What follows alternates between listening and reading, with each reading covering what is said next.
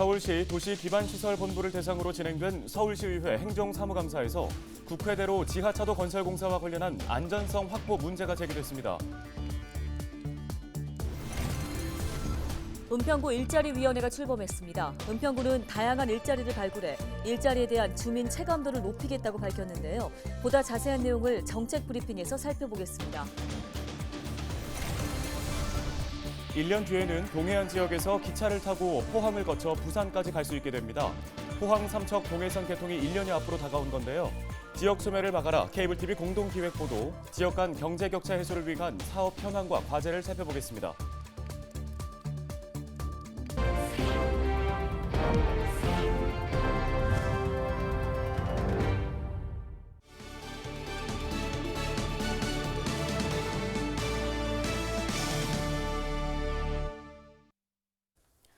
시청자 여러분 안녕하십니까? 헬로티비 뉴스입니다. 서울시의회 행정사무감사가 한창 진행 중인데요. 8일 도시기반시설본부를 대상으로 진행된 행정사무감사에서 양천구 신월 IC에서 국회의사당 교차로를 잇는 국회대로 지하차도 건설 공사와 관련한 안전성 확보 문제가 제기됐습니다. 네, 서울시의회 도시안전건설위원회 행정사무감사 주요 내용 정리했습니다. 손성혜 기자입니다. 서울시는 강남역과 도림천 등 세 곳에 대심도 빗물 배수 터널 건립을 추진 중입니다. 내년에 공사를 시작해 2027년 하반기부터 가동한다는 계획입니다. 대심도 빗물 배수 터널은 지하 50m 아래에 큰 터널을 만들어 폭우 시 빗물을 보관했다가 하천으로 방류하는 시설입니다. 의원들은 극한 호우로 인한 침수 피해 등 재난 발생 증가로 시민들의 불안감이 커지고 있다며 공사 지연 문제가 발생해선 안 된다고 지적했습니다. 양천구 신월 대심도 빗물 배수 터널의 경우 터널 직경 변경 문제로 공사 기간이 3년에서 7년으로 늘었습니다. 신월 빗물 터널 공사에 7년이 소요되는데요. 동시에 3개가 진행되는데요. 이번 공사를 정해진 기간 내에 확실히 완공할 수 있는지 하고, 그리고 수리 모형 실험으로 신월 사업은 단면이 변경되는데 이번 사업은 충분히 검토돼서 터널 단면 변경 문제는 없는지. 직경 문제랄지 용량 문제는 지금 기본 설계부터 저희도 참여해서 하고 있는데요. 전문가들 의견을 충분히 듣고 충분한 용량이 되도록 최선을 다하겠습니다. 이날 행감에선 건설 현장 외국인 근로자 안전 문제에 관한 질의도 나왔습니다. 올해 서울 시내 건설 현장 외국인 근로자 비중은 15.2%로 지난해 14.3%에서 0.9% 늘었습니다. 인구 감소, 고령화 등의 영향으로 외국인 근로자 수가 앞으로 계속 증가할 것으로 예상되는 상황. 박질성 의원은 외국인 근로자에 대한 안전교육 진행 상황을 점검했습니다. 외국인 근로자 경우 언어 소통 문제가 좀 있어요. 언어 소통 문제가 있고, 사실 낯선 작업 도구 및 장비 등 환경 영향을 많이 받을 것인데, 여기에 이제 안전 교육은 아까 우리 본부장이 설명하려다가 말았거든요. 안전 교육은 어떻게 이루어지는지 한번. 통역원이 참석해서 현지 언어로 외국인 현지 언어로 저희가 교육을 시키고 있습니다. 최근 국회 국정감사에서 국회대로 지하차도 공사 방법에 대한 안정성 문제가 제기됐습니다. 김충곤 의원은 국회대로 지하차도 건설 공사와 관련해 안정성 확보가 중요하다고 강조했습니다. 이 비개차 공법은 땅 속에서 진행되는 특수 공법이잖아요. 그래서 아마 안전도 문제가 상당히 좀 심각하게 대두가 될 것 같아요. 네. 이 부분이. 고난이도 공사. 예. 그래서 꿀착 단계별로 면밀한 이 구조 안정성 검토를 꼭 해야 되지 않을까 이렇게 생각을 합니다. 서울시정과 교육행정 전반을 살펴보는 서울시의회 행정사무감사는 오는 15일까지 이어집니다. 헬로티비 뉴스 손성혜입니다.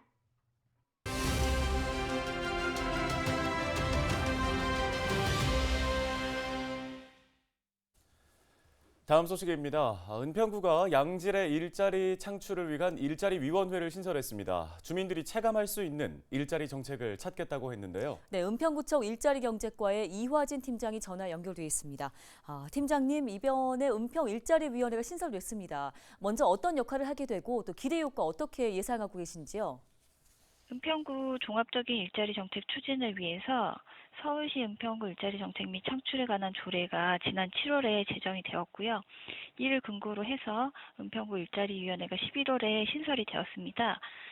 위원회는 부구청장을 위원장으로 해서 일자리 정책, 노인, 장애인, 여성, 청년 등 각 분야별 일자리 전문가 등을 포함해서 10명으로 구성이 되었고요. 위원회에서는 각 분야별로 일자리 정책의 심의와 자문, 종합적인 일자리 정책의 협력 체계를 구축하는 컨트롤 타워 역할을 하게 될 것입니다. 은평구의 중추적인 민간 일자리 거버넌스로서 위원회가 일자리 협업 네트워크의 구심점이 되어서 은평 구민이 체감할 수 있는 일자리 정책 발굴과 일자리 확대 성과를 보여줄 것으로 기대하고 있습니다. 네, 지속 가능한 은평형 ESG 일자리를 창출하겠다는 게 핵심 비전이라고 들었습니다. 은평형 ESG 일자리에 대한 설명도 한 말씀 해주시죠. 지속 가능한 은평형 ESG 일자리 창출은 민선 8기 은평구 지역 일자리 대책의 핵심 비전인데요. 민선 8기 출범에 따라서 구정 핵심 정책 및 고용 창출 의지를 반영한 중장기 일자리 로드맵으로 민선 8기 일자리 대책 종합계획을 수립하였고 지속 가능한 은평형 ESG 일자리 창출을 비전으로 해서 2023년부터 26년까지 4년간 일자리 창출 5만 1,200개 달성을 목표로 설정하였습니다. 먼저 핵심 비전에서 ESG라는 것은 지역 여건, 사회적 약자 보호, 일자리 협력을 위한 거버넌스를 의미한다고 말씀드릴 수 있겠습니다. 은평구는 민선 8기 일자리 목표 달성을 위해서 은평형 사회서비스 일자리 모델 개발로 복지 고용 성장의 지역 선순환 생태계 조성, 민간 협력 사업을 통한 지속 가능한 고용 창출 기반 확보, 지역 자원 연계를 통한 도시 경쟁력 강화 및 지역 경제 활성화, 적극적 공모사업 추진을 통한 더 좋은 더 많은 일자리 연계로 고용 창출 효과 극대화를 추진해 나갈 것입니다. 네, 그런데 자치단체에서 추진하는 일자리의 경우에 한시적이거나 고용률을 높이는 데만 집중하는 거 아니냐 이런 비판이 있었습니다. 이런 우려들을 좀 불식시키기 위한 해법도 고민하고 계실 것 같은데요. 어떻습니까? 네, 저희는 그런 부분들을 인지하고 이제 2021년 7월 1일자로 일자리 정책팀을 신설하면서 양질의 민간 일자리로의 진입을 위한 다양한 사업들을 추진하고 있는데요. 2023년도에 추진해온 사업들을 말씀드리자면은 취업을 희망하는 구민을 위한 맞춤형 직업 훈련으로 이모티콘 캐릭터 디자인 전문가 양성과정, 소형 건설기계 기술 인력 양성과정, 카페 베이커리 앤 디저트 마스터 과정 등을 운영해서 52명이 수료하였고 현재 취창을 연계 중이고요. 또 시구 상향적 협력자 일자리 사업으로 우리 동네 공관정리 트레이너와 청년 한잔 비즘 사업을 운영하였습니다. 이 두 사업은 서울시 공모사업으로 선정되어 2년째 진행하고 있고요. 먼저 우리 동네 공관정리 트레이너 사업 같은 경우는 경력 단절 여성을 정리수납 전문가로 양성해서 취약계층 맞벌이 가정의 정리정돈 서비스를 제공하고 있습니다. 특히 작년 사업 참여자 14명 중에 4명은 수납 컨설팅 업체 창업에 성공해서 공공 일자리에서 민간 일자리로 이동한 좋은 본보기가 되었다고 보고 있습니다. 또 청년 한잔 비즘 같은 경우도 전통주 제조 전문가 20명을 양성하였는데 그중에 12명이 공동 창업을 해서 은평구의 소규모 양조장을 만들었고요. 전통주 출시와 함께 은평 구민을 위한 전통주 비즈니스 클래스도 현재 진행하고 있습니다. 그 외에도 은평 용산 온라인 일자리 박람회, IM 진이 채용 박람회 등 구인 기업과 구직자 간 취업 연계도 지속적으로 추진하고 있습니다. 다가오는 2024년에도 은평구 대표 일자리 민간 거버넌스인 일자리위원회를 중심으로 양질의 일자리 창출과 일자리 지역경제 활성화에 최선을 다하겠습니다. 네, 알겠습니다. 오늘 소식은 여기까지 듣겠습니다. 은평구 일자리 경제과 이화진 팀장이었습니다.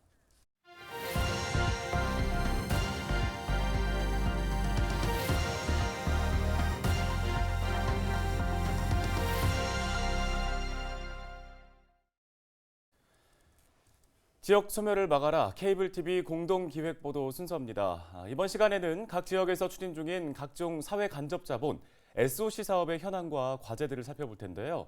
먼저 강원 지역입니다. 포항에서 삼척을 잇는 동해선 철도 개통도 내년 말로 다가왔습니다. 네, 이젠 동해안 지역에서 기차를 타고 포항, 울산을 거쳐 부산까지 갈 수 있게 된 겁니다.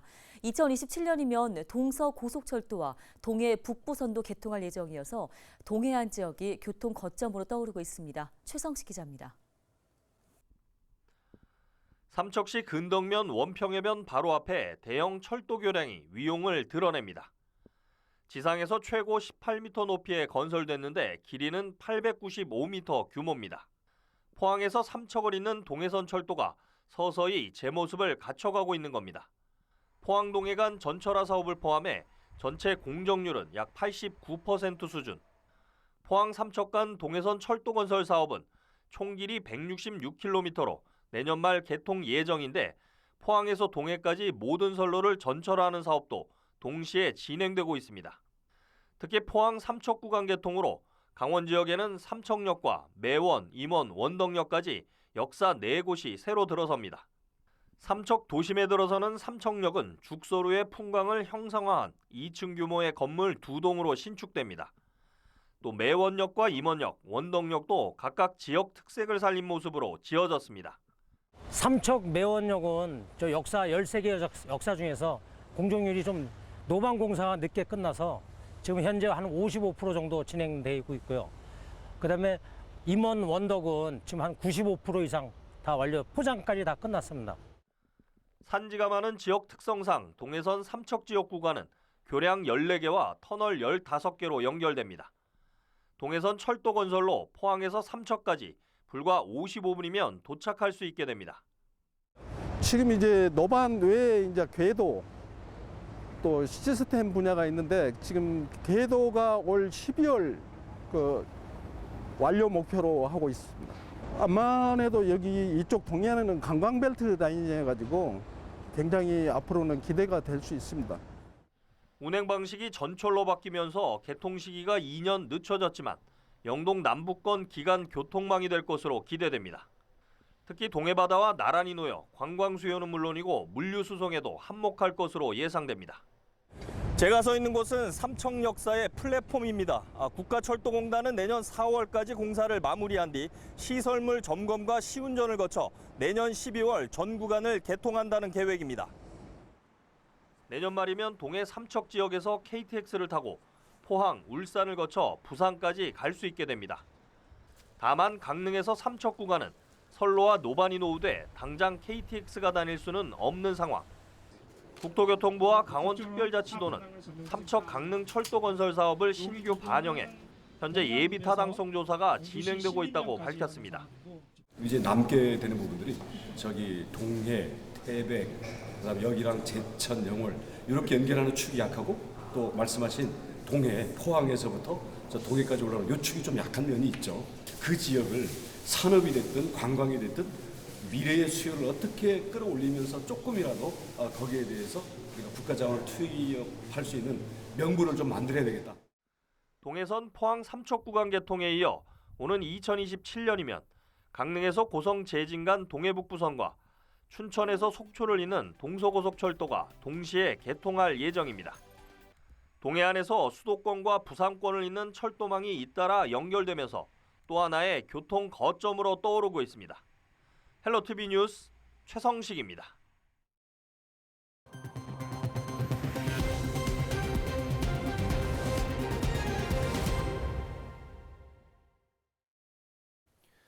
양천구가 겨울철 안전사고에 대비하기 위해 오는 15일부터 넉 달간 24시간 제설대책본부를 운영합니다.